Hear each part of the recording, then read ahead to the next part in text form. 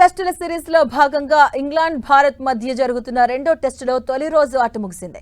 Toss ఓడి batting కు దిగిన team India ఆట ముగిసే సమయానికి 5 వికెట్లు కోల్పోయి 310 పరుగులు చేసింది.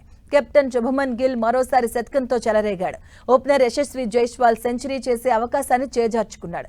శుభమన్ గిల్ కు తోడుగా రవీంద్ర జడేజా క్రీజులో ఉన్నాడు. కరుణ్ నాయర్, రిషబ్ పంత్ నిలకడగా ఆడినా ఎక్కువసేపు క్రీజులో నిలవలేకపోయారు.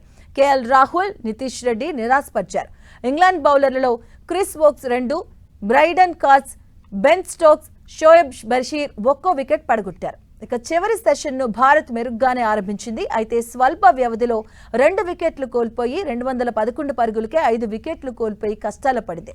ఇక బషీర్ బౌలింగ్లో రిషబ్ పంత్ భారీ షాట్ ఆడి జాక్ క్రాలీకి చిక్కాడు. ఇక తర్వాత వచ్చినటువంటి నిషీత్ రెడ్డిని క్రిస్ వోక్స్ క్లీన్ బౌల్ చేశాడు. ఈ క్రమంలో క్రీజులోకి వచ్చిన జడేజా గిల్కు చక్కటి సహకారం అందించాడు. వీరు మరో వికెట్ పడకుండా జాగ్రత్తగా ఆడి జట్టును ఆదుకున్నారు. గిల్ జడేజా జోడీ అభేద్యమైన 6వ వికెట్కు 99 పరుగుల భాగస్వామ్యం నెలకొల్పింది.